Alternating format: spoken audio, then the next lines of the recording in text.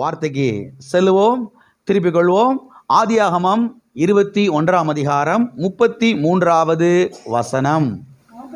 Abraham பெயர் சபாவிலே ஒரு தோப்பை உண்டாக்கி சதாகாலமும் உள்ள தேவனாகிய கர்த்தருடைய நாமத்தை அவ்விடத்தில் தொழுது கொண்டான். சதாகாலமும் உள்ள தேவனாகிய கர்த்தருடைய நாமத்தை அவ்விடத்திலே தொழுது கொண்டான். கடந்த பல வாரங்களாக நேம்ஸ் ஆஃப் காட், தேவனுடைய நாமங்கள், தேவனுடைய நாமங்களை குறித்து நாம் செவ்வாய்க்கிழமை ஆராதனைகளிலே தியானித்து கொண்டு வருகிறோம், பார்த்து கொண்டு வருகிறோம். நம்முடைய தேவனுக்கு சத்திய வேதத்திலே அநேக நாமங்கள் இருக்கிறது. Elohim, El Shaddai, Ebenezer, El Roi, Jehovah Jireh, Jehovah Rohi, Jehovah Shammah, Jehovah Shalom, Jehovah Tsidkenu, Jehovah Sabaoth, Immanuel, இயேசு என்று இப்படி நம்முடைய தேவனுக்கு அநேக நாமங்கள் சத்திய வேதத்திலே இருக்கிறது. அது மாத்திரமல்ல, அவருடைய ஒவ்வொரு நாமமும் அவருடைய அந்த கேரக்டரை நமக்கு வெளிப்படுத்துகிறது. அவருடைய ஒவ்வொரு நாமமும் அவருடைய சுபாவத்தை நமக்கு வெளிப்படுத்துகிறது. அவருடைய ஒவ்வொரு நாமமும் அவருடைய குணாதிசயத்தை நமக்கு வெளிப்படுத்துகிறது. அவருடைய ஒவ்வொரு நாமமும் அவருடைய அந்த தன்மையை நமக்கு வெளிப்படுத்துகிறது. அவர் எப்படிப்பட்டவர், அவர் என்ன செய்கிறார், அவரால் என்ன செய்ய முடியும் என்பதையெல்லாம் இந்த நாமங்கள் நமக்கு வெளிப்படுத்துகிறது. அவர் எவ்வளவு பெரியவர், அவர் எவ்வளவு நல்லவர், அவர் எவ்வளவு வல்லமையுள்ளவர், அவர் எவ்வளவு உண்மையுள்ளவர் என்பதையெல்லாம் இந்த நாமங்கள் நமக்கு தெளிவாய் வெளிப்படுத்துகிறது. அவர் எவ்வாறு நம்மை போஷிக்கிறார், அவர் எவ்வாறு நம்மை பாதுகாக்கிறார், அவர் எவ்வாறு நம்மை பராமரிக்கிறார், அவர் எவ்வாறு நம்மை நடத்துகிறார் ஒவ்வொரு நாளும் என்பதையெல்லாம் இந்த நாமங்கள் நமக்கு தெளிவாய் வெளிப்படுத்துகிறது. அது மாத்திரமல்ல, இதிலே ஒரு சில நாமங்களை நாம் ஏற்கனவே பார்த்து தியானித்தோம். கடந்த வாரத்திலே ஏல் பிராசீம் என்கிற ஒரு நாமத்தை குறித்து நாம் பார்த்தோம். ஏல் பிராசீம், ஏல் பிராசீம் என்றால் என்ன அர்த்தம்? சத்துருக்களை தண்ணீர் உடைந்து ஓடுவதை போல ஓட செய்கிற தேவனாய் இருக்கிறார். ஆமென். நம்முடைய கண்களுக்கு முன்பாக நம்முடைய எதிரிகளை, நம்முடைய சத்துருக்களை தண்ணீர் உடைந்து ஓடுவதைப் போல அவர் ஓட பண்ணுகிற தேவனாய், சிதறடிக்கிற தேவனாய் அவர் இருக்கிறார் என்பதை குறித்து நாம் பார்த்தோம். அது மாத்திரமல்ல, இன்றைக்கு இன்னொரு நாமத்தை குறித்து நாம் பார்க்க போகிறோம். இன்றைக்கு நாம் பார்க்க இருக்கிற நாமம் என்னவென்று சொன்னால் எல் ஓலாம். எல் ஓலாம் என்கிற ஒரு நாமத்தை குறித்து இன்றைக்கு நாம் பார்க்க போகிறோம். மறுபடியும் இந்த வசனத்தை நாம் வாசிப்போம். ஆதியாகமம் 21 அதிகாரம் 33வது வசனம். ஆபிரகாம் பெயர் சபாவிலே ஒரு தோப்பை உண்டாக்கி சதாகாலமும் உள்ள தேவனாகிய கர்த்தருடைய நாமத்தை அவ்விடத்தில் தொழுது கொண்டான். சதாகாலமும் உள்ள தேவனாகிய கர்த்தருடைய நாமத்தை அவன் என்ன செய்து கொண்டான்? தொழுது கொண்டான். இங்கே ஆபிரகாம் கர்த்தருடைய நாமத்தை தொழுது கொள்ளுகிறதை நாம் பார்க்கிறோம். இங்கே சொல்லப்பட்டிருக்கிறது, சதாகாலமும் உள்ள தேவனாகிய கர்த்தருடைய நாமத்தை அவன் தொழுது கொண்டான் என்று எல்லாரும் கரங்களை வைத்து சொல்லுவோம். சதாகாலமும் உள்ள தேவனாகிய கர்த்தருடைய நாமத்தை தொழுது கொண்டான். ஆமென். சரி, சதாகாலமும் உள்ள தேவன் என்றால் என்ன அர்த்தம்? சதாகாலமும் உள்ள தேவனாகிய கர்த்தர் என்றால் என்ன பொருள்? சதாகாலம் உள்ள தேவன் என்று சொன்னால் த எவர்லாஸ்டிங் காட் என்று அர்த்தம். த காட் ஆஃப் எட்டர்னிட்டி என்று அர்த்தம். அதாவது நித்தியமான தேவன் என்று அர்த்தம். இந்த வசனம் பாருங்க, ஈஸி டு ரீட் வெர்சன் என்கிற ஒரு ஆங்கில மொழிபெயர்ப்பிலே எப்படி வந்திருக்கிறது என்று சொன்னால், என்றென்றைக்கும் ஜீவிக்கிற தேவனாகிய கர்த்தரிடத்திலே ஆபிரகாம் ஜெபித்தான் என்று வந்திருக்கிறது. என்றென்றைக்கும் ஜீவிக்கிற, என்றென்றைக்கும் ஜீவிக்கிற தேவனாகிய கர்த்தரிடத்திலே அவன் ஜெபித்தான் என்று வந்திருக்கிறது. ஆகவே நம்முடைய தேவன் யார் என்று சொன்னார்? அவர் எவர்லாஸ்டிங் காட். அவர் சதாகாலமும் உள்ள தேவன். அவர் நித்தியமான தேவன். அவர் என்றென்றைக்கும் ஜீவிக்கிற தேவனாய் இருக்கிறார். அவர் காட் ஆஃப் எட்டர்னிட்டி, நித்தியமான தேவன், நித்தியத்துக்கும் இருக்கிற தேவன் என்று அர்த்தம். அது மாத்திரமல்ல, இந்த வசனம் பொது மொழிபெயர்ப்பிலே எவ்வாறு வந்திருக்கிறது என்று சொன்னால், என்றைக்கும் வாழ்கிற இறைவனாகிய ஆண்டவருடைய நாமத்தை, அவருடைய திரு பெயரை அவன் தொழுது கொண்டான். என்றென்றைக்கும் வாழ்கிற இறைவனாகிய ஆண்டவருடைய நாமத்தை, அவருடைய திரு பெயரை அவன் தொழுது கொண்டான் என்று வந்திருக்கிறது. எத்தனுக்கு புரிகிறது? அது மாத்திரமல்ல, சதாகாலம் உள்ள தேவன் என்கிற இந்த இடத்திலே எல் ஓலாம் என்கிற ஒரு எபிரேய பதம் பயன்படுத்தப்பட்டிருக்கிறது. எல் ஓலாம், எல்லாம் சொல்லுங்க, எல் ஓலாம். எல் ஓலாம் என்கிற ஒரு எபிரேய பதம் இந்த இடத்துல என்ன செய்யப்பட்டிருக்கிறது? பயன்படுத்தப்பட்டிருக்கிறது. சரி, எல் ஓலாம் என்றால் என்ன அர்த்தம்? எல் ஓலாம் என்றால் என்ன பொருள்? எல் ஓலாம் என்று சொன்னால், எல் என்று சொன்னால் காட் என்று அர்த்தம், தேவன் என்று அர்த்தம், மைட்டி ஒன் என்று அர்த்தம், வல்லமையுடையவர் என்று அர்த்தம். ஓலாம் என்று சொன்னால் எவர்லாஸ்டிங் என்று அர்த்தம், ஃபார் எவர் என்று அர்த்தம், அன்எண்டிங் என்று அர்த்தம். அதாவது சதாகாலமும் உள்ள தேவன் என்று அர்த்தம், அனாதி காலமுள்ள தேவன் என்று அர்த்தம், என்றென்றைக்கும் உள்ள தேவன் என்று அர்த்தம், நித்தியமான தேவன் என்று அர்த்தம், முடிவில்லாத தேவன் என்று அர்த்தம், நீண்ட காலமுள்ள தேவன் என்று அர்த்தம். எத்தனைக்கு புரிகிறது? எல்லாமே தமிழ் வார்த்தை தான், ஆனால் இத்தனை வார்த்தைகள் என்ன செய்யப்பட்டிருக்கிறது? பயன்படுத்தப்பட்டிருக்கிறது. அந்த சதாகாலம் உள்ள தேவன். எல் ஓலாம் என்றால் பாருங்க, நம்முடைய தேவன் இப்படிப்பட்ட தேவனாய் இருக்கிறார். எனவே நம்முடைய தேவன் யார் என்று சொன்னால், அவர் சதாகாலமும் உள்ள தேவன், அவர் என்றென்றைக்கும் உள்ள தேவன், அவர் நித்தியமான தேவன், அவர் முடிவில்லாத தேவன். ஆமென். அவர் நீண்ட காலமுமாய் இருக்கிற தேவன், அவர் என்றென்றைக்கும் வாழ்கிற தேவன், அவர் அனாதி தேவன் என்று எழுதப்பட்டிருக்கிறது. இப்போ கூட அந்த பாடல் நம்ம பாடினோம் பாருங்க, அநாதி தேவன் என் அடைக்கலமே, அவர் நித்திய புயங்களின் ஆதாரமே. அனாதி, அனாதினா அநாத கிடையாது. அனாதி என்றால் eternal God, everlasting God, eternity, என்றென்றைக்கும் வாழ்கிற தேவன், நித்தியத்துக்கும் இருக்கிற தேவன் என்று அர்த்தம். அது மாத்திரமல்ல, நித்திய தேவன் அல்லது சதாகாலம் உள்ள தேவன் என்றால் என்ன அர்த்தம் என்று சொன்னால், இது இன்னும் கொஞ்சம் ஆழமாக விளக்கி சொல்றேன், கவனிங்க. நித்திய தேவன் அல்லது சதாகாலம் உள்ள தேவன் அல்லது அனாதி தேவன், என்றென்றைக்கும் இருக்கிற தேவன் என்றால் என்ன அர்த்தம்? இந்த பிரபஞ்சம் உண்டாவதற்கு முன்பதாகவே அவர் வாழ்கிற தேவன் என்று அர்த்தம். இந்த பிரபஞ்சம், இந்த அண்ட சராசரங்கள், இந்த வானம், பூமி, சூரியன், சந்திர, நட்சத்திரங்கள், வானத்திலே அங்கே தொங்கிக் கொண்டிருக்கிற எல்லா கோள்கள் எல்லாம் வருவதற்கு முன்பதாகவே அவர் என்ன செய்கிறாரு? இருக்கிறார். அவர் வாழ்ந்து கொண்டிருக்கிறார். அதுதான் எல் ஓலாம் என்று அர்த்தம். அதுதான் நித்தியமான தேவன் என்ற அர்த்தம். அதுதான் சதாகாலமும் உள்ள தேவன் என்ற அர்த்தம். அவர்தான் என்றென்றைக்கும் வாழ்கிற தேவன் என்று அர்த்தம். ஆகவே நம்முடைய தேவன் யார் என்பதை சத்திய வேதத்திலே புரிந்து கொள்ள வேண்டும். அதனால தான் நம்முடைய தேவனை பிடிச்சு கொண்டு வந்து ஒரு சிலைக்குள்ள அடைச்சி வச்சு சிலையா உருவாக்கி நம்ம என்ன செய்யறது கிடையாது, ஆராதிக்கிறது கிடையவே கிடையாது. ஏன்னா அவர் அவ்வளவு பெரியவர். அவரை கொண்டு வந்து ஒரு சின்ன ஒரு இதுக்குள்ள வச்சு என்ன செய்ய முடியாது, அடைச்சி வச்சு இவர் தான் அவர் அப்படின்னு என்ன செய்ய முடியாது, ஆராதிக்க முடியாது, வணங்க முடியாது, தொழுது கொள்ள முடியாது. ஆமென்.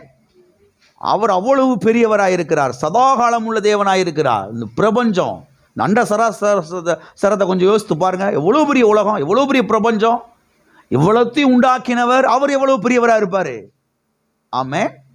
எல்லாம் இருக்கிறீங்களா? ஆகவே நம்முடைய தேவன் யார்? நித்தியமான தேவன், சதாகாலம் உள்ள தேவன், எவர்லாஸ்டிங் காட். ஆமென். அது மாத்திரமல்ல, சதாகாலம் உள்ள தேவன் என்றால் என்ன அர்த்தம் என்றால், துவக்கமும் முடிவும் இல்லாத தேவன் என்று அர்த்தம். எல்லாம் இருக்கிறீங்களா? துவக்கமும் முடிவும் இல்லாத தேவன் என்ற அர்த்தம், ஆரம்பமும் முடிவும் இல்லாத தேவன் என்ற அர்த்தம். அவர் எல்லா காலங்களிலும் இருக்கிற தேவன் என்ற அர்த்தம். ஆமென். மனுஷனுக்குத்தான் காலங்கள் வகுக்கப்பட்டிருக்கிறது. பகல் காலம், இரவு காலம், காற்று காலம், வெயில் காலம், இப்படி என்று மனிதனுக்குத்தான் இது வகுக்கப்பட்டிருக்கிறது. தேவன் இதற்கெல்லாம் அப்பாற்பட்டவர். ஆமென். தேவன் இதற்கெல்லாம் அப்பாற்பட்டவர். அருமையானவர்களை கவனியுங்கள். மனுஷனுக்குத்தான் கடந்த காலம், நிகழ்காலம், எதிர்காலம் என்று இருக்கிறது. ஆனால் நம்முடைய தேவனாகிய கர்த்தருக்கோ காலங்கள் கிடையவே கிடையாது. அவர் காலங்களை கடந்தவர், அவர் காலங்களுக்கு அப்பாற்பட்டவர்.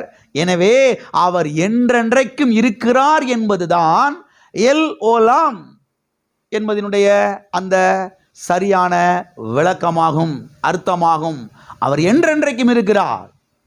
தமிழில் சொல்லுவாங்க பாருங்க, கல் தோன்றா மண் தோன்றா காலங்களுக்கு முன்பதாக என்று சொல்லுவாங்க இல்லையா? இதெல்லாம் உருவாக்கப்படுவதற்கு முன்பதாக இந்த பிரபஞ்சம், இந்த அண்ட சராசரங்கள், ஆல் யூனிவர்ஸ் எல்லாம் உண்டாக்கப்படுவதற்கு முன்பதாக அவர் இருக்கிறார். ஆமென். அவர் என்ன செய்கிறாரு? இருக்கிறார். கர்த்தர் பாருங்க, மோசேயினிடத்திலே அவனை சந்திக்கும் பொழுது அவனிடத்திலே சொன்னார், ஆண்டவரே உங்க பேர் என்னன்னு கேட்டா நான் என்ன சொல்லுங்க. நீங்க உங்க பேர் என்னன்னு கேட்டா என்னைய வான் கூப்பிடுறீங்க ஊழியத்துக்கு. சரி, ஓகே, நான் வர்றேன், இஸ்ரவேல் மக்கள்கிட்ட போகிறேன், போய் இந்த மாதிரி நம்முடைய முற்பிதாக்கள் தேவன் என்னை சந்திச்சாரு, அவர் தான் அனுப்பிச்சிருக்கிறாரு அப்படின்னு நான் சொல்கிறேன். சரி, உங்கள் பேர் என்னன்னு கேட்டால் நான் அவங்ககிட்ட என்ன சொல்ல? கரெக்டாக சொல்லுங்க, கரெக்டாக சொல்லுங்க அப்படின்னா அவர் சொல்கிறாரு, ஐ ஆம். என்னதுங்க? யாருக்காவது ஐ ஆம் பேர் வச்சிருக்கிறீங்களா?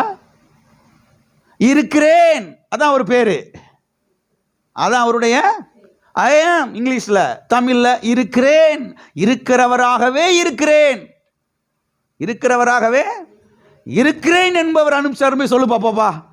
ஆண்டவர் என்ன ஆண்டவரே இது?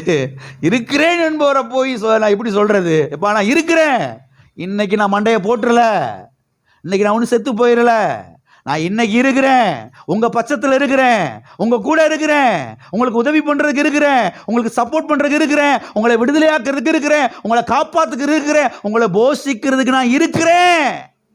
ஐ ஆம், நான் இருக்கிறேன் என்று போய் சொல்லு அப்படின்றாரு. யாராவது உங்க கடவுளுடைய பேரு என்ன பாருங்க கேட்டா இப்படி சொல்லுவீங்களா நீங்க? எங்க கடவுள் பேர் இருக்கிறேன். ஆமே, அவர் இருக்கிறாருப்பா. அவர் ஒன்றும் லீவுக்கெல்லாம் போயிடல, கொடைக்கானலுக்கு இருக்கிறாரு. அவர் ஒன்றும் பெங்களூருக்கு ஊட்டி ரோசெல்லாம் பார்க்கறதுக்கு ஒரு ஹாலிடேக்கெல்லாம் செஞ்சிடல, போயிடல. அவர் இருக்கிறாரு. எங்கே இருக்கிறார்? இங்கே இருக்கிறாரு. தம்மை தடவையாகிலும் தொழுது கொள்வதற்கு அவர் நம்மில் ஒருவருக்கு தூரமானவர் அல்லவே. இப்படி கை கட்டுற தூரத்தில் அவர் இருக்கிறாரு. ஆமே, ஏதோ கர்த்தாவின்னு சொன்னா ஏதோ அவர் என்ன செய்கிறார்? பக்கத்திலே இருக்கிறார். நம்முடைய தேவன் அப்படிப்பட்ட தேவனாக இருக்கிறார். ஆமென். ஆகவே கர்த்தர் மோசேயினிடத்தில் அதை சொல்றாரு, ஐ ஆம், நான் இருக்கிறேன். என்ன செய்கிறேன்? நான் இருக்கிறேன், நான் உயிரோட தான் இருக்கிறேன். இஸ்ரவேல் மக்கள் என்ன நினைச்சுக்கிட்டு இருக்காங்க? 430 வருஷம் ஆக போகுது, 390 360 வருஷம் வந்துருச்சு, 370 வருஷம் வந்துருச்சு, 380 வருஷம் வந்துருச்சு, அப்படியே போய்கிட்டே இருக்குது. 400 வருஷத்துக்கு நெருங்குது, 401 2 போய்கிட்டு இருக்குது. எங்க ஆபிரகாமின் தேவன் எங்க? ஈசாக்கின் தேவன் எங்க? யாக்கோபின் தேவன் எங்க? இங்க இருக்கிறாரா அப்படின்னு பாருங்க. அவங்களுக்குள்ள ஒரு சோர்வு. கர்த்தர் மோசேட்ட சொல்றாரு, நான் இருக்கிறேன் போய் சொல்லு போ. நான் இருக்கிறேன் போய் சொல்லு. பக்கத்துல கை பிடி சொல்லுங்க, நான் இருக்கிறேன் என்று கர்த்தர் சொல்லுகிறார். நான் உன் கூட இருக்கிறேன் என்று கர்த்தர் சொல்லுகிறார். என்ன மாதிரி தைரியம்! புருஷன் கூட இருக்க முடியாதுங்க, மனைவி கூட இருக்க முடியாது, பிள்ளைங்க கூட இருக்க முடியாது, மாம்சமான மனுஷன் யாரும் கூட இருக்க முடியாது. கர்த்தர் சொல்றார், நான் இருக்கிறேன் உன் கூட. எல்லா கரங்களை எடுத்து சொல்லுவோம், கர்த்தர் என் கூட இருக்கிறாரு. ஆமென். நான் இருக்கிறேன். ஆமென். நான் இருக்கிறேன் என்று அவர் சொல்லுகிறார். எனவே நம்முடைய தேவன் சதாகாலமும் உள்ள தேவன், அவர் நித்தியமான தேவன், அவர் என்றென்றைக்கும் இருக்கிற தேவனாயிருக்கிறார். ஆமென். அது மாத்திரமல்ல, மனிதர்களாகிய நாம் தான் காலங்களுக்கு உட்பட்டவர்களாக இருக்கிறோம். துவக்கத்திற்கும் முடிவுக்கும் உட்பட்டவர்களாக இருக்கிறோம். நல்லா கவனிங்க, நமக்கு ஒரு துவக்கம் இருக்குது, நமக்கு ஒரு முடிவு இருக்குது. இருக்குதா இல்லையா? இத்தனாம் தேதி காலையில் 5 மணிக்கு 7:30 மணிக்கு நான் பிறந்தேன் அப்படி நமக்கு ஒரு துவக்கம் இருக்குது. அவர் இன்னைக்கு காலையில் அத்தனை மணிக்கு அப்போ என்ன செஞ்சார்? கிறிஸ்துக்குள் மரிச்சிட்டாரு. ஒரு முடிவு இருக்குது. மனிதர்களுக்கு துவக்கமும் இருக்கிறது, முடிவும் இருக்கிறது. ஆனால் நம்முடைய தேவனாகிய கர்த்தருக்கோ அவருக்கு துவக்கமும் கிடையாது, அவருக்கு முடிவும் கிடையாது. அப்படிப்பட்ட தேவனை நாம் ஆராதித்துக் கொண்டிருக்கிறோம். சும்மா ஒண்ணுமில்லாத ஒரு ஆளை என்ன செஞ்சுட்டு இருக்கலாமோ தொழுது கொண்டுகிட்டு இருக்கலங்க. எப்படிப்பட்ட தேவனை நாம் ஆராதிக்கிறோம், எப்படிப்பட்ட தேவனை நாம் தொழுது கொள்ளுகிறோம், எப்படிப்பட்ட தேவனை நாம் சேவிக்கிறோம் என்பது குறித்த ஒரு வெளிப்பாடு, ஒரு வெளிச்சம் ஒவ்வொரு கிறிஸ்தவ விசுவாசிக்கு வர வேண்டியது அவசியமாக இருக்கிறது. ஆமென். ஆகவே மனிதர்களுக்குத்தான், மனிதர்களாய நமக்குத்தான் துவக்கமும் முடிவும் இருக்கிறது. அதாவது உலகத்தில் துவக்கம் இருக்கிறது, உலகத்தில் என்ன செய்யுது? முடிவு இருக்கிறது. ஆனால் தேவனாகிய கர்த்தரோ அவர் காலங்களுக்கு அப்பாற்பட்டவர், காலங்களை கடந்தவர். தமிழில் நல்லா சொல்லுவாங்க பாருங்க, நம்ம தமிழ் ஆட்கள். கடவுள்னாவே என்ன அர்த்தம்? காலங்களை கடந்தவர். அந்த வார்த்தைக்கு அதே அர்த்தம். கடவுள் அப்படின்னாவே என்ன அர்த்தம்? காலங்களை கடந்தவர், காலங்களுக்கு அப்பாற்பட்டவர். ஆமென்.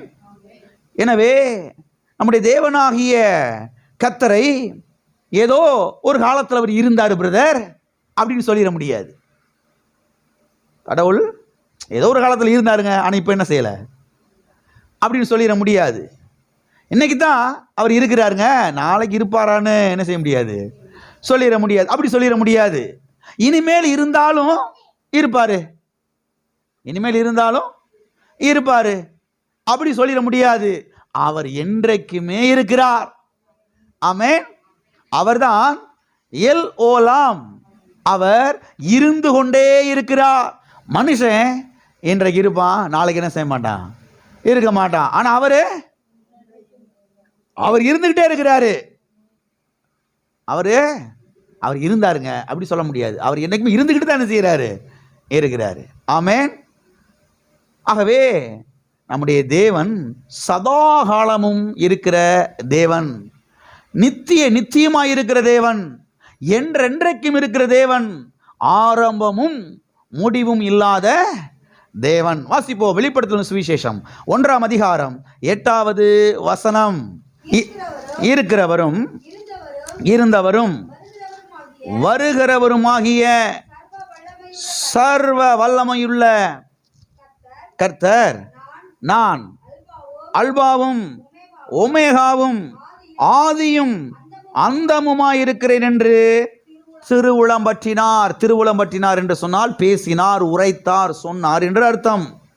இருக்கிறவரும் இருந்தவரும் வருகிறவரும் ஆகிய சர்வ வல்லமையுள்ள கர்த்தர் நான் அல்பாவும் ஒமேகாவுமாயிருக்கிறேன். ஆமே.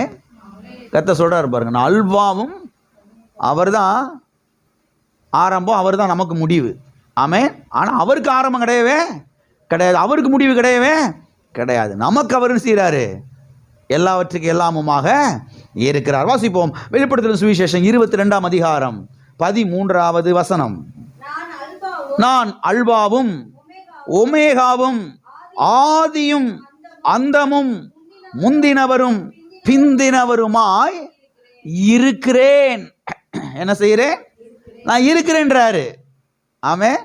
நான் ஒன்றும் போயிடல, கொஞ்சம் ரெஸ்ட்டுக்கு போயிடல, கொஞ்சம் ஹாலிடேக்கு நான் போயிடல, கொஞ்சம் ஓய்வுக்கு நான் போயிடல, பசிச்சிச்சு அதனால் சாப்பிட போயிடல, நான் என்ன செய்கிறேன்? இருக்கிறேன்றாரு. ஆகவே நம்முடைய தேவன் யார்? அவர் சதாகாலமும் உள்ள தேவன், அவர் சதாகாலத்துக்கும் இருக்கிற தேவன், அவர் நித்தியவாசி என்று சத்தியவேதத்தில் நாம் வாசிக்கிறோம். நித்திய ஆனந்தம் உள்ள ஏக சக்கராதிபதி என்று நாம் புதிய ஏற்பாட்டிலே வாசிக்கிறோம். நித்திய ஆனந்தம் உள்ள ஏக சக்கராதிபதி, சாவாமை உள்ளவரும். அவருக்கு சாவு கிடையவே கிடையாது, ஏன்னா அவருக்கு சரீரம் கிடையாது. அவர் ஆவியாயிருக்கிறார். ஆமென். அவர் ஒளியாயிருக்கிறார், அவர் வெளிச்சமாயிருக்கிறார். ஆகவே நம்முடைய தேவன் யார் என்பதை சத்திய வேதத்திலிருந்து நாம் புரிந்து கொள்ள வேண்டும். அது மாத்திரமல்ல, ஆண்டவராகிய இயேசு கிறிஸ்து சொன்னார், இதோ சதா காலங்களிலும் நான் உயிரோடு இருக்கிறேன். எத்தனை காலம்? சதா காலங்களிலும் நான் என்னவாக இருக்கிறேன்? உயிரோடு இருக்கிறேன் என்று அவர் சொல்லுகிறார். சதா காலங்களிலும், என்றென்றைக்கும், நித்திய நித்தியமாக ஆமென் அவர் இருக்கிறார். அவர் நாமம் எல் ஓலாம். ஆமென்.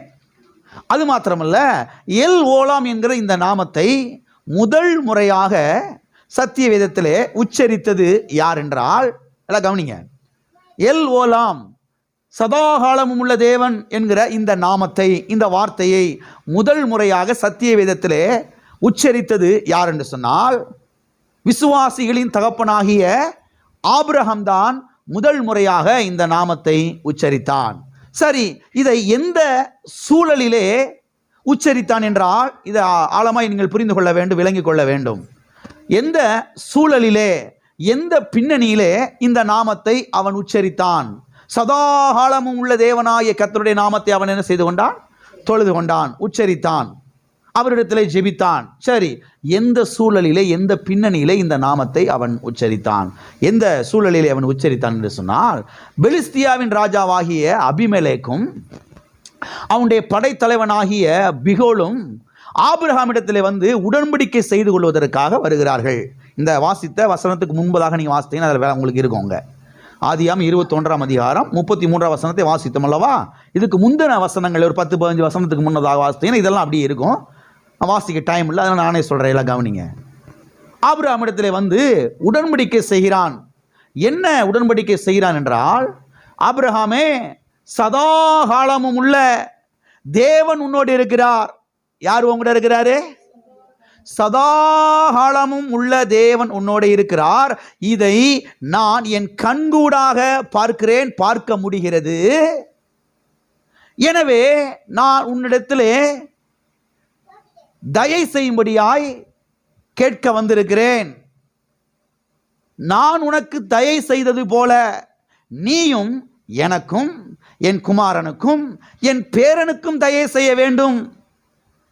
எனக்கும், என் குடும்பத்துக்கும், என்னுடைய சந்ததிக்கு மட்டுமல்ல, இந்த தேசத்தில் இருக்கக்கூடிய ஒவ்வொரு தனிப்பட்ட மனுஷனுக்கும் நீ தயை செய்ய வேண்டும் என்று அவன் அங்கே வந்து கேட்கிறான். தயை செய்ய வேண்டும் என்று நீ எனக்கு ஆணையிட்டு கொடு. நீ என்ன செய்ய? எனக்கு ஆணையிட்டு கொடு, பிராமிஸ் பண்ணி கொடு என்று அவன் கேட்கிறான். அப்பொழுது ஆபிரகாமும் அபிமெலேக்கும் அங்கே உடன்படிக்கை செய்து கொள்கிறார்கள். இதற்கு பிற்பாடுதான் ஆபிரகாம் பெயர் சபாவிலே ஒரு தோட்டத்தை உண்டாக்கி, அங்கே ஒரு பலிபீடத்தை உண்டாக்கி, சதாகாலமும் உள்ள தேவனாகிய கர்த்தருடைய நாமத்தை அவன் தொழுது கொண்டான் என்று இங்கே நாம் பார்க்கிறோம். எல் ஓலாமை அவன் தொழுது கொண்டான் என்று நாம் பார்க்கிறோம். அருமையான தேவனுடைய பிள்ளைகளே, நீங்கள் கவனிங்கள். சதாகாலமும் உள்ள தேவன் ஆபிரகாமோடு இருக்கிறான் என்பது யாருக்கு தெரியுது? அபிமெலேக்கு தெரியுது. நல்லா கவனிங்க. ஆபிரகாமுடைய வேலைக்காரர்கள் போய் கிணறு தோன்றாங்க. அபிமெலேக்குடைய போர்ச்சவர் வேலைக்காரர்லாம் வந்து இந்த கிணறு எங்க கிணறு அப்படின்னு எடுத்துக்கிறாங்க. சண்டை போட்டு துரத்தி விடுறாங்க. ஆபிரகாமுடைய வேலைக்காரர்கள் துரத்தி விடுறாங்க. கிணறு எங்க கிணறுன்னு எடுத்துக்கிறாங்க. அங்கிட்டு போய் தோடனா அங்கேயும் வந்து பிரச்சனை பண்ணுறாங்க, இங்கிட்டு போய் தோடனா இங்கே வந்து பிரச்சனை பண்ணுறாங்க. அதையும் ஆபிரகாம் கேட்குறாரு, ஏப்பா நாங்கள் கிணறு தோண்டினப்ப எங்களையும் துரத்தி விட்ட, இப்போ நீ சொல்கிறீல எனக்கு தயை செய், என் குமாரனுக்கு தயை செய், என் சந்ததிக்கு என் பேரனுக்கு தயை செய் நீ கேட்குற இல்லையா? அப்போ எனக்கு ஏன் நீ தயை செய்யலை? என் வேலைக்காரர்கள் வந்து கிணறு தோண்டினப்ப ஏன் துரத்தி விட்ட அப்படின்னு கேட்டப்ப, ஐயோ எனக்கு தெரியவே தெரியாதே, அப்படி ஒரு சம்பவம் நடந்தது என் நாலேஜுக்கே வரலையே, நான் அப்படி தெரிஞ்சிருந்தா விட்டுருக்கவே மாட்டேன்னு சொல்லி அவர் அங்கே சொல்கிறாரு. இந்த அபிமெலேக்குன்ற அந்த ராஜா சொல்கிறார், ஐயோ உண்மையாகவே எனக்கு தெரியாது, அது என்ன நான் விசாரிக்கிறேன் அப்புறம். ஆனால் இப்போ நான் வந்திருக்கிறேன், எதுக்கு வந்திருக்கிறேன்? எனக்கு தயவு செய்யணும், உம்முடைய தயவு எனக்கு தேவை. யார் யார்கிட்ட கேட்குறா? நாட்டோடைய ராஜா அந்த நாட்டில் எங்கேயோ இருந்து குடி வந்த ஒரு மனுஷன்ட்ட கேட்குறாரு. கல்தேயர் என்ற தேசம், எல்லாம் இருக்கிறீங்களா? சீரியா தேசத்தான், கல்தேயர் தேசம். அங்க இருந்து கர்த்தர் அழைச்சிட்டு வர்றார் ஆபிரகாம. நான் காமிக்கும் தேசத்துக்கு புறப்பட்டு வா. வர்றான், வந்து இங்க கூடாரம் போட்டு இங்க தங்கி வாழ்ந்துகிட்டு இருக்கிறான். இவன் கூட கர்த்தர் இருக்கிறாரு. எந்த கர்த்தர்? சதாகாலமும் உள்ள கர்த்தர் கூட இருக்கிறாரு. அந்த ஊர் ஜனங்கள்லாம் பார்க்குறாங்க, என்னடா அந்த மனுஷன் ஆசீர்வதிக்கப்படுறான், பழி பெருகிறான். ஆடு மாடு ஒட்டகம் கழுதெல்லாம் பழி பெருகுது, வெள்ளி பொண்ணு ஒட்டகங்கள்லாம் பழி பெருகுது. அப்போ இந்த மனுஷன் கூட யார் இருக்கா? சதாகாலமும் உள்ள தேவன் இருக்கிறாரு என்பதை அந்த ஊர் ஜனங்கள், அந்த தேசத்து மக்கள்லாம் பார்க்குறாங்க. இது அந்த ராஜாவுடைய நாலேஜுக்கு போகுது. அவனுடைய நாலேஜுக்கு போனவொடனே அவனு அங்கேருந்து பார்க்குறான், ஓஹோ இப்படி ஒரு மனுஷன் வந்திருக்கிறாரு ஆபிரகாம்னு. அவர்கிட்ட பார்த்தா கிட்டத்தட்ட 1000 பேருக்கு மேலே வேலை பார்த்துக்கிட்டு இருக்கிறாங்க. இவனுக்கு பயம் வந்துருச்சு. யாருக்கு? அபிமெலேக்கு பயம் வந்துருச்சு. இந்த ஆள் ஒரு பெரிய ஆளா மாறி நம்மளை ஒருவேளை அடிச்சுக்கிட்டு துரத்து, இந்த ஆள் ராஜாவுக்கு ஆயிடுவாரோ, ராஜாவாயுதம் இந்த ஆள் ஆயிடுவாரோ அப்படின்னு பயம் எடுத்து போய் அங்கிருந்து போரிச்சவர் அந்த பிகோல்ன்றவன் அந்த படை தளபதி, அபிமெலேக்குடைய படை தளபதி, அவனை கூப்பிட்டுக்கிட்டு வாப்பா போய் உடன்படிக்கை பண்ணிட்டு வந்துடுவோம். உடன்படிக்கை பண்ணிட்டா ஆபிரகாம்னால நமக்கு என்ன செய்யாது? எந்த பிரச்சனையும் வரவே வராது, எந்த ஒரு தொல்லையும் வரவே வராது. நாளைக்கு அந்த ஆள் படையெடுத்து நம்மளை எல்லாத்தையும் துரத்தி விட்டுட்டு அவர் ராஜா கஜா ஆகிட்டார், என்ன பண்ணுறது? ராஜா பதவி விட முடியாதுல்ல. அதனால போய் என்ன செஞ்சிடுவோம், நம்ம உடன்படிக்கை பண்ணிட்டு வந்துடுவோம் சொல்லி உடன்படிக்கை பண்ணுறதுக்கு வந்திருக்கிறாங்க. வந்த மனுஷன் சொல்கிறான் அந்த அபிமெலேக்கு, கர்த்தர் உம்மோடே இருக்கிறார். கர்த்தர் எந்த கர்த்தர்? சதாகாலமும் உள்ள கர்த்தர், எல் ஓலாம் என்றென்றைக்கும் உள்ள கர்த்தர், எவர்லாஸ்டிங் காட், நித்தியமான தேவன், அநாதி தேவன், என்றென்றைக்கும் வாழுகிற தேவன், ஆரம்பமும் முடிவில்லாத தேவன், அல்வா ஒமேகா, அவர் ஓன் கூட இருக்கிறார் என்பதை நாங்கள் என்ன செய்கிறோம்? பார்க்கிறோம் என்று வந்து உடன்படிக்கை செய்து கொள்கிறார்கள். எல்லாம் இருக்கிறீங்களா? எனவே ஆபிரகாமுக்கு ஒரு காரியம் விளங்கி விட்டது. ஆபிரகாம் ஒரு காரியம் விளங்கிருச்சு. என்ன விளங்கிருச்சு? சதாகாலமும் உள்ள கர்த்தர் என் கூட இருக்கிறார் என்பது விளங்கிருச்சு. ஒவ்வொரு கிறிஸ்தவ விசுவாசிக்கு இது விளங்கணும். ஒவ்வொரு கிறிஸ்தவ பிரசங்கியார்களுக்கும், ஒவ்வொரு கிறிஸ்தவ ஊழியக்காரர்களுக்கு இது விளங்கணும். என் கூட இருக்கிற தேவன் யார்? சதாகாலங்களிலும் உள்ள தேவன். நாளைக்கு என்ன நடக்க போகிறது என்பது அவருக்கு நல்லா தெரியும். அப்புறம் எதுக்கு உட்காந்து கவலைப்பட்டுக்கிட்டு, அப்புறம் எதுக்கு உட்காந்து கவலைப்பட்டுக்கிட்டு? அவருக்கு எல்லாம் தெரியுமே. அதனால் எல்லாவற்றையும் அவர் கையில் ஒப்பு கொடுத்துட்டு நம்ம பாட்டுக்கு என்ன செய்வோம்? ஸ்தோத்திரம் பண்ணிக்கிட்டு இருப்போம். அவர் பார்த்துக்கிடுவார். சதாகாலம் உள்ள தேவன். ஆகவே ஆபிரகாமுக்கு ஒரு காரியம் விளங்கிருச்சு. என்ன விளங்கிருச்சு? சதாகாலமும் உள்ள தேவன் என்னோடு இருக்கிறார். எனவே தான் நான் கிணற தோண்டுனா தண்ணி வருது. நான் கிணற தோண்டுனா தண்ணி வர்றதுக்கு காரணம் என்ன? ஏதோ நான் பெரிய பயில்வான், நான் பெரிய ஞானி விஞ்ஞானி, எனக்கு எல்லாம் தெரியும், நான் எங்கள் ஊரில் இருந்து கிளம்பி வரும்போதே பெரிய பெரிய ஆயுதங்கள்லாம் தூக்கிட்டு வந்திருக்கிறேன், பெரிய பெரிய அப்படியே எக்யூப்மெண்ட்ஸ்லாம் கொண்டு வந்திருக்கேன், அப்படியே வச்சு சர்ன்னு பார்த்தா தண்ணி எங்கே இருக்குன்னு சுத்தம், அப்படி க்ளீனாக அப்படி பார்த்து என்ன செஞ்சிடலாம். அதெல்லாம் ஒன்றும் அவனுக்கு தெரியல. ஒன்று அவனுக்கு புரிஞ்சிருச்சு. சதாகாலம் உள்ள தேவன் எல் ஓலாம் என் கூட இருக்கிறாரு. அதனால் நான் எங்கே போய் கையை வச்சு கிணற தோண்டினாலும் தண்ணி பிச்சுக்கிட்டு வெளியில் வரும், ஊற்றி எடுத்து வெளியில் வரும். ஆமென். அது அவனுக்கு விளங்குது. அது மாத்திரமில்லை, இன்னொரு காரியம் அவனுக்கு விளங்குது. நான் போய் விதைய விதைச்சா விளைச்சல் வருன்றது அவனுக்கு விளங்குது. ஆமென். நான் ஆடு மாடுகளை வச்சு மேய்க்க ஆரம்பிச்சேன், வேலைக்காரர்களை வச்சு ஆடு மாடுகள் பழுகி பெருகும் என்பது அவனுக்கு என்ன செய்யுது? விளங்குது. ஒட்டகங்கள் கழுதைகள் எல்லாம் பழுகி பெருகுது. வெள்ளியும் பொண்ணு என்ன செய்ய ஆரம்பிக்குது? பெருக ஆரம்பிக்கிறது என்பது இவனுக்கு விளங்கிருச்சு. யாருக்கு விளங்கிருச்சு?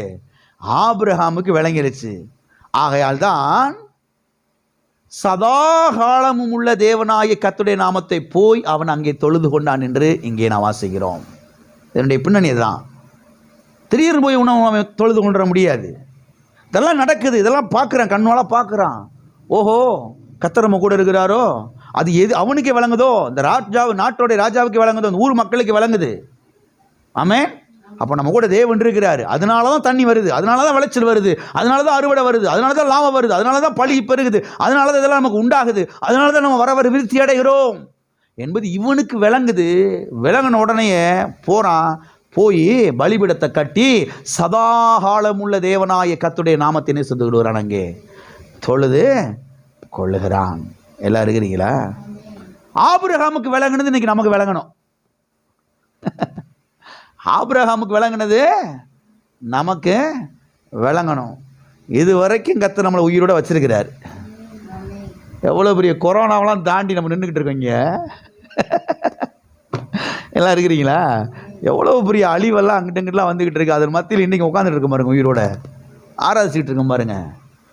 இதுவே என்ன அடையாளம்னா, சதா காலம் உள்ள தேவனாய கர்த்தர் நம்ம கூட என்ன செய்கிறாரு? இருக்கிறாரு. ஆமே. 3 நேரம் திருப்தியாக சாப்பிட்றோம். ஆமே. எத்தனை தேசத்தில் பஞ்சம்னு சொல்கிறாங்க. வீடியோஸ்லாம் எடுத்து போடுறாங்க, ஃபோட்டோலாம் போடுறாங்க. அந்த பிள்ளைகள்லாம் பார்த்தா கண்ணீர் அப்படியே தாரையாக வந்துடும். அப்படி எலும்பும் தோல்மும் அப்படியே நிற்கிறாங்க. அந்த ஊரில் இருக்கிற கழுகுகள் வந்து அப்படி தூக்கிட்டு போய் சாப்பிடுது.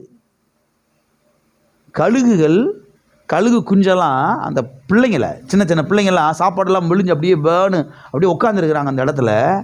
அவங்க அம்மா அப்பா எல்லாரும். இன்றைக்கி தேசத்தில் இன்றைக்கி நடக்குது பாருங்கள். அப்படியே கழுகு குஞ்சு வந்து அப்படி கழுகுலாம் தூக்கிட்டு மலையில் வச்சு அப்படி சாப்பிடுது. அது வீடியோ எடுத்து போடுறான். எல்லாம் இருக்கிறீங்களா? கடவுள் நீங்கள் என்ன செஞ்சார்? நான் சர்ச்சுக்கு போய் என்ன ஆச்சு? அப்படி புலம்பக்கூடாது. என்ன அப்படி இப்படின்னு போட்டு புலம்பக்கூடாது. இல்லை இல்லை இல்லை இல்லை, சதா காலமும் உள்ள தேவன் என் கூட இருக்கிறாரு. ஆமென். இதுவரை நடத்தி வந்த எல் ஓலாம் இனிமேல் நடத்துவார். ஆமென். இதுவரைக்கும் பாதுகாத்து வந்த கர்த்தர் இனிமேல் என்ன செய்வார்? பாதுகாத்து நடத்துவார். இதுவரைக்கும் போஷித்த கர்த்தர் இனிமேல் என்ன செய்வார்? போஷிப்பார். அங்கே அது வர போதா, இங்கே வர போதா, இங்கே இப்படி நடக்க போதா, நடக்கட்டும், ஒன்றும் பிரச்சனை இல்லை. இதன் மத்தியிலையும் எல் ஓலாம் சதா காலம் உள்ள தேவனாய கர்த்தர் எங்களை பாதுகாப்பார், எங்களை நடத்துவார், எங்களை கைவிட மாட்டார். ஆமென். ஆகவே ஆபிரகாமோடு இருந்த எல் ஓலாம் இன்றைக்கு நம்மோடும் இருக்கிறார், நம்மை ஆசீர்வதிக்கிறார், நம்மையும் பழகி பெருக செய்வார். ஆமென். ஹல்லேலூயா. நம்மோடும் தேவன் என்ன செய்கிறார்?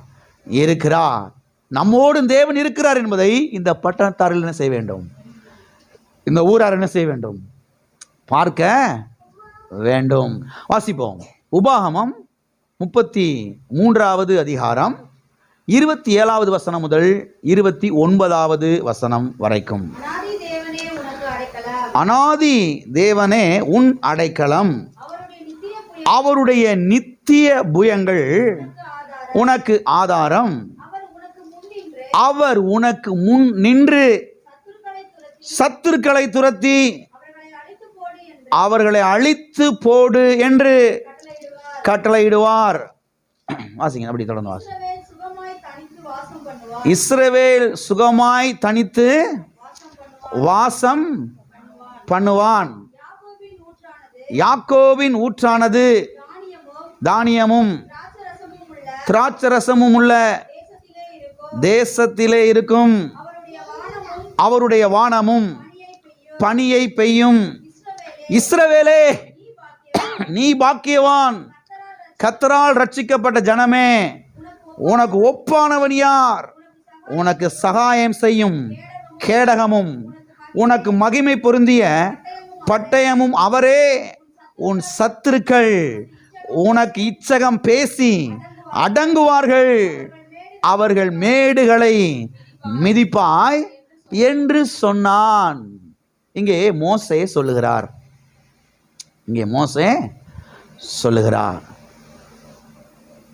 அநாதி தேவன் உனக்கு அடைக்கலம். யார் உனக்கு அடைக்கலம்? அனாதையா கிடக்கிற தேவன் இல்லை. அனாதையா கிடக்கிற பாவம் நம்மளாம் போய் அவரை தட்டின்னு செய்வோம். அப்படி இல்லை. அநாதி, அதான் எவர் லாஸ்டிங், நித்தியமான, சதாகாலமும் உள்ள, என்றென்றைக்கும் உள்ள அந்த வார்த்தையை தான் இப்படி பல விதங்களில் தமிழில் மொழிபெயர்த்திருக்கிறார்கள். எவர் லாஸ்டிங் காட் என்பதை. யார் உனக்கு அடைக்கலம்? அநாதி தேவன், நித்திய தேவன், எவர் லாஸ்டிங் காட், எல் ஓலாம் உனக்கு அடைக்கலம் என்று இங்கே மோசே சொல்லுகிறதை நாம் பார்க்கிறோம். அருமையானவர்களை கவனியுங்கள். இங்கே மோசேனுடைய கடைசி வார்த்தைகளை இந்த இடத்துல நாம் வாசிக்கிறோம்.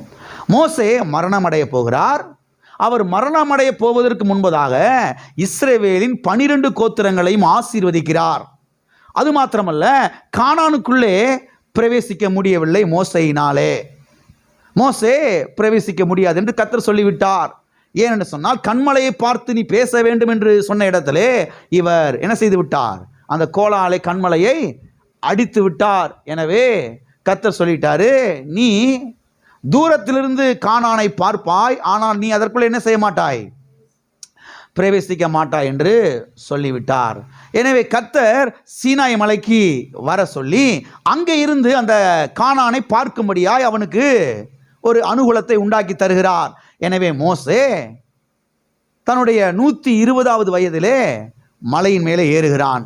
மலையின் மேலே ஏறி நின்று அங்கே இருந்து தூரமாக அந்த கானான் தேசத்தை அவன் என்ன செய்கிறான்? பார்க்கிறான். என்ன செய்கிறான்? பார்க்கிறான். எனவே மோசே மலையின் மேலே ஏறி வந்து கானானை பார்த்து விட்டு இப்பொழுது திரும்பி இஸ்ரவேல் மக்களை அங்கிருந்து ஆசீர்வதிக்கிறான். கானானை பார்க்கிறான், இஸ்ரவேல் மக்களை பார்க்கிறான். கானானை பார்த்துட்டு இவங்களை என்ன செய்யறான்? ஆசீர்வதிக்கிறான். இங்க 12 கோத்திரமும் பாளையம் இறங்கி இருக்கிறார்கள். நடுவாக ஆசரிப்பு கூடாரம் இருக்கிறது. எல்லாம் இருக்கிறீங்களா? நடுவில் ஆசரிப்பு கூடாரம் இருக்கிறது. 4 திசையிலையும் பாளையம் இறங்கி இருக்கிறார்கள். 4 திசையிலையும் மொத்தம் 12 கோத்திரம் இல்லையா? 4 திசையிலையும் அவர்கள் என்ன செய்திருக்கிறார்கள்? பாளையம் இறங்கி இருக்கிறார்கள். அங்கிருந்து பார்த்தா எப்படி தெரியும்? நடுவில் ஆசரிப்பு கூடாரம், நடுவில் ஆசரிப்பு கூடாரம், அது எப்படி நீளமாக இருக்குது. 4 திசையிலையும் 3 கோத்திரம் என்ன செய்திருக்கிறார்கள்? பாளையம் இறங்கி இருக்கிறார்கள். நாமூனா 12. அங்கிருந்து பார்த்தா என்ன தெரியுமா தெரியும்? சிலுவை தெரியும். மலை உச்சியிலிருந்து பார்த்தா என்ன தெரியும்? சிலுவை தெரியும். அங்கிருந்து பார்க்கிறான். பார்த்துட்டு 12 கோத்திரத்து ஜனங்களையும் அவன் ஆசீர்வதிக்கிறான். அதை பாருங்க, முந்தின வசனங்கள்ல பிந்தின வசனங்கள் நீங்க பார்த்தீங்கன்னா உங்களுக்கு அது புரியும். அவன் ஒவ்வொரு கோத்திரமும் ஆசீர்வதித்து கொண்டே வருகிறான். தான் கோத்திரத்தை, லேவி கோத்திரத்தை பாருங்க, நப்தலி கோத்திரத்தை ஆசீர்வதித்து கொண்டே வருகிறான். ஆசீர்வதித்ததுக்கு பிறகு கடைசியா சில வார்த்தைகளை அவன் சொல்லுகிறான். அதுல தான் ஒரு வார்த்தையை நாம இங்க வாசித்தோம். அங்க அவன் என்ன சொல்லுகிறான்?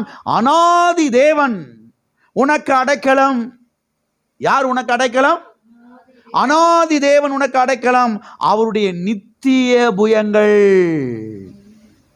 எட்டர்னிட்டி, நித்தியம், சதாகாலமும் என்று எழுதப்பட்டிருக்கு. 2 முறை வந்திருக்கு பாருங்க. சதாகாலமும் என்று அந்த வார்த்தை வந்திருக்கிறது. அநாதி என்று வந்திருக்கிறது. நித்தியம் என்ற வார்த்தை வந்திருக்கிறது.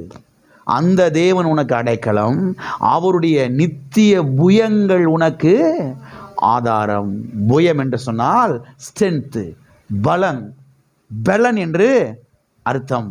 ஆகவே அவர் உனக்கு பலனாய் இருப்பார், அவர் உனக்கு அடைக்கலமாய் இருப்பார், அவர் உனக்கு தஞ்சமாய் இருப்பார் என்று அவர் இங்கே சொல்லுகிறதை நாம் பார்க்கிறோம். பிறகு அவர் சொல்லுகிறார், அவர் உனக்கு முன் சென்று சத்துருக்களை துரத்தி அவர்களை என்ன செய்வார்? அழித்து போடு என்று கட்டளை இடுவார் என்று சொல்லுகிறார். நல்லா கவனிங்க. அவர் உனக்கு முன் நின்று சத்துருக்களை துரத்தி. நல்லா கவனிங்க. இப்ப ஒரு சில மணி நேரத்துக்குள்ளாக மோசே அந்த மலையின் மேலே மரிக்க போகிறார். சத்தியவேதத்தில் நான் பார்க்கிறோம், அவர் அங்கே மரித்து போகிறார். தேவனே கர்த்தர் செய்கிறாருங்க, அவர் அடக்கம் பண்ணுகிறார் என்பதை குறித்து இந்த கடைசி வசனங்களிலே நான் வாசிக்கிறோம். நல்லா கவனிங்க. 12 கோத்திரத்தை ஆசீர்வதிக்கிறாரு. 12 கோத்திரத்தை ஆசீர்வதிச்சுட்டு பிறகு கடைசியா சொல்றாரு, அநாதி தேவன் உனக்கு அடைக்கலம், அவர் நித்திய புயங்கள் உனக்கு ஆதாரம் என்று அவர் இங்கே சொல்லுகிறதை நாம் பார்க்கிறோம். அருமையானவர்களே கவனியுங்கள். கானானுக்குள்ளே மோசே பிரவேசிக்க முடியவில்லை. ஆனால் யோசுவாவின் தலைமையிலே இந்த 12 கோத்திர மக்களும் அங்கே பிரவேசிக்க போகிறார்கள். அப்படி பிரவேசிக்கும் பொழுது அங்கே 31 ராஜ்யங்களை இவர்கள் முறியடிக்க வேண்டும். எத்தனை ராஜ்யங்களை? 31 ராஜ்யங்களை முறியடிக்க வேண்டும். 31 ராஜாக்களை அவர்கள் முறியடிக்க வேண்டும். எனவே 31 ராஜாக்களை 31 ராஜ்யங்களை முறியடித்தால் தான் இவர்கள் கானானை பொசஸ் பண்ண முடியும், கானானை சுதந்திரிக்க முடியும். எனவே இது சாதாரண ஒரு காரியம் கிடையவே கிடையாது. இது சாதாரண ஒரு வேலை கிடையவே கிடையாது. எனவே இவ்வளவு ராஜ்யங்களையும் சுதந்திரிக்க வேண்டும் என்று சொன்னால் அநாதி தேவன் அடைக்கலமாய் இருந்தால் தான் முடியும். அநாதி தேவன் அடைக்கலமா இருந்தாதான் முடியும். அவருடைய நித்தியமான புயங்கள், அவருடைய அந்த பலன், அவருடைய அந்த கிருபை, அவருடைய அந்த ஆசீர்வாதம், அவருடைய அந்த அபிஷேகம், அது இருந்தாதான் இந்த 31 ராஜாக்களை முறியடிக்க முடியும், 31 ராஜ்யங்களை முறியடிக்க முடியும் என்பது முன்கூட்டியே யாருக்கு தெரியுது? மோசேக்கு தெரியுது. அதனாலதான் மலையில இருந்து அவங்கள பார்த்து சொல்றாரு, அனாதி தேவன் உனக்கு அடைக்கலம். ஆமென். நான் சிறு வயதா இருக்கும் பொழுது, பார்வோனாலே கொல்லப்படுவதற்கு திட்டமிட்ட பொழுது, அன்றைக்கு என்னை பாதுகாத்த அந்த தேவன், எனக்கு அடைக்கலமாயிருந்த கர்த்தர் உனக்கு அடைக்கலமாயிருக்கிறார். ஆமென். என் கூட பிறந்த எத்தனையோ பிள்ளைகள் மரித்து போனார்கள் நீல நதியில. கர்த்தர் அன்றைக்கு என்ன செய்தார்? என்னை அடைக்கலமாயிருந்து என்னை பாதுகாத்தார். எனக்கு அடைக்கலமாயிருந்து பாதுகாத்த கர்த்தர் உனக்கு அடைக்கலமாய் இருப்பார். ஆகையால் 31 ராஜ்யங்களையும் நீங்கள் முறியடிப்பீர்கள், 31 ராஜ்யங்களையும் நீங்கள் சுதந்தரிப்பீர்கள், கானான் உங்களுடையது என்று ஒரு தீர்க்க தரிசனமாக அங்கே இருந்து அவர் என்ன செய்கிறார்? சொல்லுகிறார். சாதாரண விஷயம் கிடையாது. கானானுக்குள்ள நான் போக முடியல, நீங்களும் போகக்கூடாது, நீங்கள் மட்டும் போகலாமா அப்படின்னு சில ஆட்கள் என்ன செஞ்சிருவாங்க? எப்படி போய் தொலைங்கடா, என் காலம் முடிஞ்சிச்சு, உங்கள் காலம் எப்படியோ போங்க. மனுஷனுடைய இருதயத்தை பாருங்களேன், அந்த மனுஷனுடைய இருதயத்தை பாருங்களேன். கர்த்தர் ஒரு காலகட்டத்தில் வந்து சொல்கிறாரு, மோசே விலகுடா, நீ முதல்ல இந்த மக்களை நான் அழிச்சு போட்டுறேன், உன்னை ஒரு பெரிய ஜாதியாக மாற்றி காட்டுறேன்டா. யார் விடுவா? ஆண்டவரே, இந்த மக்களை அழிச்சு போட்டிங்கன்னா ஊரில் உலகத்தில் இருக்கிற தேசத்தை மக்கள் என்ன சொல்லுவாங்க? எகிப்து தேசத்துலேருந்து கொண்டு வந்து இந்த வனாந்தரத்தை அழிச்சு போட்டார் பற்றியா, வரலாம் ஒரு கடவுளான்னு சொல்லி அவன் சொல்லிடுவான். அதனால் அவனை விட்டுருங்க ஆண்டவரே. எப்படிப்பட்ட ஒரு இருதயம் பாருங்கள் அந்த ஊழியக்காரனுக்கு. எல்லாம் இருக்கிறீங்களா? எப்படிப்பட்ட ஒரு இருதயம் பாருங்கள். அதனால் கர்த்தர் வந்து தீர்க்க தரிசனம் அந்த மனுஷனுக்கு உரைக்க வைக்கிறார். அனாதி தேவன் உனக்கு அடைக்கலமாக இருப்பார், அவருடைய நித்திய புயங்கள் உனக்கு ஆதாரமாக இருக்கும். அதனால் பயப்படாமல் நீங்கள் போங்க, கானானுக்குள் பிரவேசிங்க. யோசுவாவின் தலைமையில் நிச்சயமா 31 ராஜ்யங்களை என்ன செய்வீங்க? முறியடிப்பீங்க. கானான் உங்களுடையதாய் ஆகும், கானான் உங்களுக்கு சொந்தமாகும். ஆமென். அதே மாதிரி பாருங்க, போனாங்க, காரு மிதிச்சாங்க, 31 ராஜாக்களை முறியடிச்சாங்க, 31 ராஜ்யங்களை சுதந்திரித்தார்கள். அங்கே கானான் தேசம் அவருடைய வசமாக என்ன செய்தது? மாறினது. ஹல்லேலூயா. எனவே தான் மோசே இஸ்ரவேல் ஜனங்களை பார்த்து அவர் இங்கே சொல்லுகிறார், எல் ஓலாம் உனக்கு அடைக்கலமாய் இருப்பா, அவருடைய நித்திய புயங்கள் உனக்கு அடைக்கலமாய் இருக்கும் என்று அவர் சொல்லுகிறார். அவருடைய நித்திய புயங்கள் உனக்கு ஆதாரமாக இருக்கும் என்று சொல்லுகிறார். ஆகவே எத்தனை சத்துருக்கள் வந்தாலும் சரி, எல்லாம் கவனிக்கிறீங்களா? எத்தனை சத்துருக்கள், எத்தனை எதிரிகள் உங்களுக்கு விரோதமாக வந்தாலும் சரி, அதன் மத்தியிலே சதாகாலமும் உள்ள தேவனாகிய கர்த்தர் உங்களோடு இருக்கிறார். ஆமென், ஆமென். நீங்க நினைக்கலாம், இவ்வளவு எதிரிகள் வர்றாங்களே, இவ்வளவு பிரச்சனை கிளப்புறாங்களே, இவ்வளவு போராட்டம் பண்றாங்களே, என்ன பண்ண போறோம், என்ன பண்ண போறோம், என்ன செய்ய போறோம்? இல்ல இல்ல இல்ல, சதாகாலமும் உள்ள தேவன் உங்களுக்கு அடைக்கலமாய் இருக்கிறார். நான் சொல்லுகிறேன், அவருடைய நாமத்தை உச்சரியுங்கள், சத்துருக்கள் சிதறடிக்கப்படுவார்கள். சத்துருக்கள் இங்கே சொல்லுகிறாரு பாருங்க அந்த மனுஷன், சத்துருக்களை கர்த்தர் சிதறடிப்பார். தைரியமா முன்னேறி செல்லுங்கள், முன்னேறிக்கிட்டே போங்க. நீங்க சத்துருக்களை கர்த்தர் உங்கள் முன்பாக என்ன செய்வார்? சிதறடிப்பார் என்று சொல்லுகிறார். எனவே பிசாசு கொண்டு வருகிற பிரச்சனைகளை கண்டு நீங்கள் பயப்பட வேண்டாம். பிசாசு கொண்டு வருகிற அந்த வியாதிகளை கண்டு நீங்கள் பயப்பட வேண்டாம். பிசாசு கொண்டு வருகிற அந்த வியாதியின் அறிகுறிகளை கண்டு நீங்கள் பயப்பட வேண்டாம். பிசாசு கொண்டு வருகிற அந்த பலவீனத்தை கண்டு நீங்கள் பயப்பட வேண்டாம். பிசாசு கொண்டு வருகிற அந்த போராட்டத்தை கண்டு நீங்கள் பயப்பட வேண்டாம். பிசாசு கொண்டு வருகிற அந்த நெருக்கடியை, அந்த நெருக்கத்தை கண்டு நீங்கள் பயப்பட வேண்டாம். ஏனென்று சொன்னால் இவைகள் எல்லாவற்றையும் கர்த்தர் உங்களோடு கூட இருந்து, அந்த யெகோவா தேவன், அந்த எல் ஓலாம் உங்களோடு கூட இருந்து சத்துருக்களை சிதறடிப்பார். ஆமென். உங்களுக்கு எதிராக வரக்கூடிய சத்துருக்களை சிதறடிப்பார். சதாகாலம் உள்ள தேவனாகிய கர்த்தர் உங்களோடு இருந்து என்ன செய்வார்? உங்கள் சத்துருக்களை, உங்களுக்கு எதிராக வரக்கூடியவர்களை வழியில என்ன செய்வார்? அவர் சிதறடிப்பார். ஆமென். வியாதிகள் சிதறடிக்கப்பட்டு போகும். ஆமென். அந்த நெருக்கங்கள் சிதறடிக்கப்பட்டு போகும். அந்த பலவீனங்கள் சிதறடிக்கப்பட்டு போகும். ஆமென். அந்த கடன் பிரச்சனை அது சிதறடிக்கப்பட்டு போகும். ஆமென். கல்வாரி சிலுவையின் மூலமாக சதாகாலம் உள்ள தேவன் நமக்கு அடைக்கலமாய் என்ன செய்கிறார்? இருக்கிறார். ஆமென். எங்கேயோ இருந்தோம், இயேசு கிறிஸ்துவின் இரத்த புண்ணியத்தின் நிமித்தமாக கல்வாரியின் மூலமாக சதாகாலம் உள்ள தேவனாகிய கர்த்தருடைய அடைக்கலத்துக்குள்ளே நாம் என்ன செய்திருக்கிறோம்? வந்திருக்கிறோம். ஆமென். அவர் நாமம் எல் ஓலாம். ஆமென். எல்லாரும் எளிமையில் இருப்போம், நாம் ஜெபிப்போம். அடுத்த வாரத்தில் மீதமுள்ள காரியத்தை நாம் தொடர்ந்து பார்க்கலாம். நான் அநேக வசனங்களை நாம் பார்க்க வேண்டியதாக இருக்கிறது. எல்லாரும் எளிமை நின்று கரங்களை உயர்த்தி இந்த அறிக்கையை நாம் செய்வோம். அனாதி தேவன் எனக்கு அடைக்கலமும், நித்திய தேவன் என்னுடைய ஆதாரம், சதாகாலமும் உள்ள தேவன் என்னுடைய ஆதாரம். அவர் என் சத்துருக்களை சிதறடிப்பார், அவர் என் சத்துருக்களை துரத்துவார். நான் முன்னேறி செல்வேன், நான் ஆசீர்வாதங்களை சுதந்தரிப்பேன், நான் சுகத்தை சுதந்தரிக்கிறேன், வெற்றியை சுதந்தரிக்கிறேன், நல்ல எதிர்காலத்தை சுதந்தரிக்கிறேன். சதாகாலமும் உள்ள தேவனாகிய கர்த்தர் என்னோடு இருக்கிறார், என் சந்ததியோடு இருக்கிறார். ஹல்லேலூயா, ஹல்லேலூயா, ஹல்லேலூயா, ஹல்லேலூயா, ஹல்லேலூயா, ஹல்லேலூயா. ஸ்தோத்திரம் ஆண்டவரே, ஸ்தோத்திரம், ஸ்தோத்திரம் ஆண்டவரே. சதாகாலமும் உள்ள தேவனாகிய கர்த்தாவே, நீர் எங்களோடு இருக்கிறீர், நீர் எங்களோடு இருக்கிறீர். ஹல்லேலூயா, ஹல்லேலூயா. பரிசுத்த ஆவியானவரே, நீர் எங்களோடு இருக்கிறீர். ஹல்லேலூயா. தேற்றரவாளன் உங்களோடு இருப்பார் என்று சொன்னீங்களே ஆண்டவரே. தேற்றரவாளனே, சதாகாலம் உள்ளதே தேற்றரவாளனாகிய ஆவியானவரே, நீர் எங்களோடு இருக்கிறீர், நீர் எங்களோடு இருக்கிறீர். ஹல்லேலூயா, ஹல்லேலூயா. பிதாவே, இயேசு நாமத்தில் உம்முடைய சமூகத்தில் நாங்கள் வருகிறோம் ஆண்டவரே. ஆசீர்வதிக்கப்பட்ட அந்த வேலைக்காக உமக்கு நன்றி. சதாகாலம் உள்ள தேவனாய கர்த்தாவே, நீர் எங்களோடு இருக்கிறபடினாலே நாங்கள் கைட்டு செய்யக்கூடிய வேலைகளெல்லாம் ஆசீர்வதிக்கப்படுகிறது. அங்கே வெற்றி உண்டாகிறது, அங்கே ஜெயம் உண்டாகிறது, அங்கே பெருக்கங்கள் ஏற்படுகிறது. கர்த்தாவே, பிள்ளையுடைய வாழ்க்கையிலே பெருக்கங்கள் உண்டாவதாக, இயேசு நாமத்தில் விளைச்சல்கள் உண்டாவதாக, லாபங்கள் உண்டாவதாக, பிள்ளைகள் முன்னேறி செல்வார்களாக. ஓ தேவன், வெற்றி அடைவார்களாக. நீரே பிள்ளைகளுக்கு அடைக்கலமாயிருக்கிறீர். எல் ஓலாமே, நீரே பிள்ளைகளுக்கு அடைக்கலமாயிருக்கிறீர், பாதுகாப்பாக இருக்கிறீர் ஆண்டவரே. இவருடைய சத்துருக்களை சிதறடிக்கிறீர் ஆண்டவரே. உம்முடைய நாமத்தை மகிமைப்படுத்துகிறீர். அதற்காக ஸ்தோத்திரம். இயேசு நாமத்தில் பிதாவே.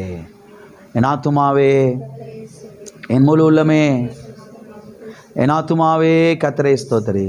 கர்த்தர் செய்த சகல உபகாரங்களையும் மறவாதே.